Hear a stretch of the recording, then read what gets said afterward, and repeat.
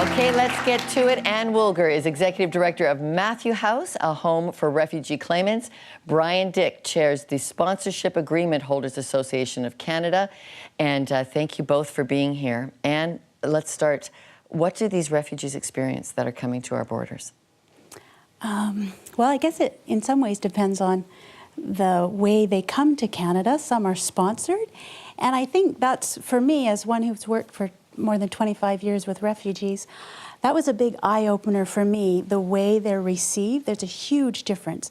Those who are sponsored arrive in Canada, they're warmly welcomed usually, they're given permanent status upon arrival, and they know that they're secure in Canada and can remain here long term. And I realized that there are others coming as refugee claimants, those that were asking asylum at our borders.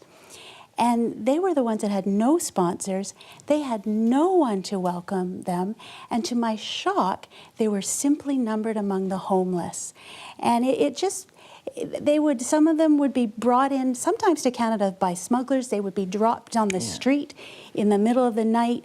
They would sleep on benches at the airport. Some of these are even minors. Oh, unaccompanied minors. We have welcomed a number of unaccompanied minors that wander the airports sometimes for days. Yeah. Brian, Ann exemplifies why people were awarded the Nansen Medal for our Vietnamese response.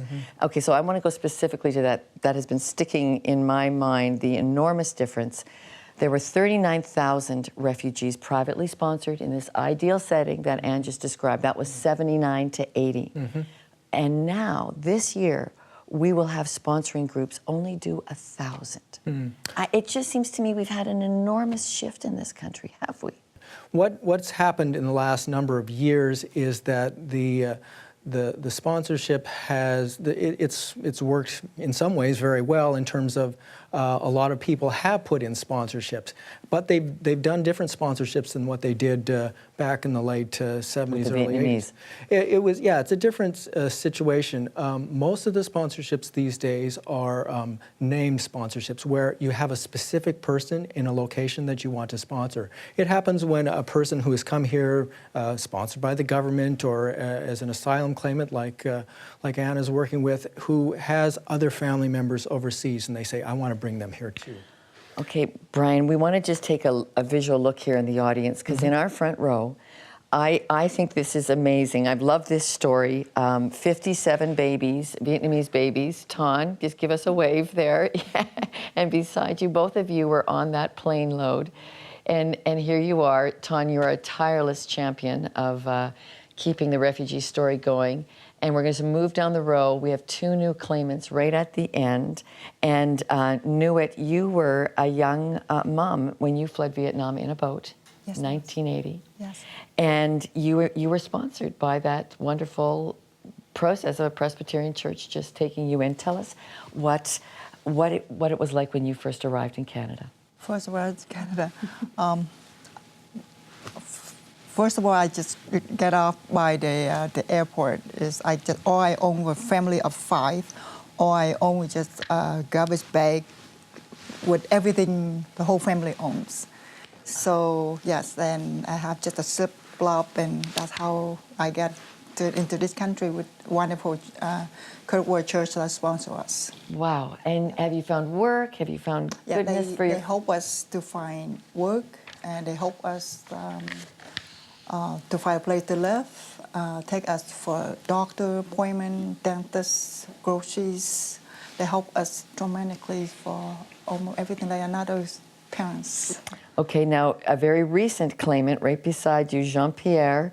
You came from Congo to us. You are a professor of philosophy. Describe your experience coming in as a claimant.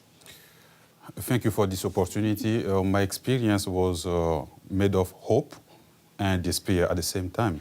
Hope to be in a country which will welcome me and where I will live and celebrate freedom and democracy, but also despair because when I got here, I do not have anyone who could welcome me. As you mentioned, I was a claimant. So I got here around 11 p.m. From the border of the US to here. And then when I got here, it was my first snow. day. We understand. It was very cold, and I did not have anywhere to go except some phone numbers which I was given at the border. But when I called those phone numbers, I got to one of the places which was on the phone contact, and I realized that wherever it was a place for homeless, and it was a tough experience for me running from the situation from where I was from Congo, and then seeing that situation in Canada of people were in that situation. It was a shock for me, and that night I was not able to sleep in that place. I had to come out, and there was no room for you in the inn. There were rooms. It was a place where people would come. They would sleep, and in the morning they would go to wherever. And me, I was coming for a home, to a place where I could call home. And we could give you one night at a time. Yes, and one night in at a time. homeless shelters. And I had my small bag, and the person who welcomed me told me, you will have to sleep on your bag because you might not find it in the morning. Sheldon, you've got someone in our audience with a few more of these kind of stories. That's right. Thank you so much, Lorna. I'm asking you to introduce yourself, and if you could briefly tell us your experiences of coming to Canada. My name is Khan Ho, and I thank you for this opportunity to share my story. I came to Canada after the fall of Saigon in 1975. I've lived in that communist government for roughly about 10 years. And in 1987, I finally successfully escaped as a boat people, and I came to Thailand as a refugee claimant, and I claimed my asylum status there. And I was sponsored by the Canadian government.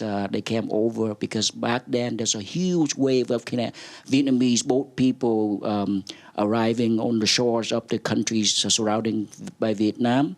So the Canadian government was there, as many other countries, great countries, have come to interview us, and I was sponsored by the Canadian government. Thank you so much.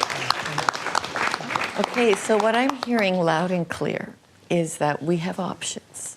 We can care for people like that again. Brian, what's your conclusion on that? I think the churches are different than they were maybe in the late 70s, early 80s. There were a lot of different groups who were pushing for this. A lot of amazing things came together at that time, and I don't know what it would take to do that, what it would take to bring things together. I think if people push, the government might say, yeah, okay, we can do this together. And we have to organize committees again in our church basements or in our hockey rinks or in our moms clubs. And what do you think the need is? Yeah, I feel that among actual Canadians, even though there's some government rhetoric that maybe is a little bit more negative about certain, at least groups of refugees, I do think that there's still a large amount of compassion left in people, especially once they meet a refugee and get a feel for their experience. And certainly as a Christian and meeting those who have faith, I think, the Old Testament and the New Testament is full of passages that call us to welcome the stranger and love the alien. And so I just think it would just compel us. If nothing else, we just ought to, because we're called to. Well, thank you very much, and Matthew House is a great example of that. Brian Dick, thank you, and there is the organization. How you get connected to this kind of ability to be able to care for the refugee need is all up on our website, both of these guests and their contact information. But time now for your view. Here again, Sheldon. Thank you so much, Lauren. And as you're hearing, so much has changed since the era of Vietnam boat people in the 70s and the refugee crisis of today. So our question is this: is Canada's response to refugees a measure of our compassion? What do you think, and why? Please send your answers by phone, email, Facebook, or Twitter. Coming up, you're going to want to meet our next guest, refugee advocate and author Mary Jo Letty joins us in a moment.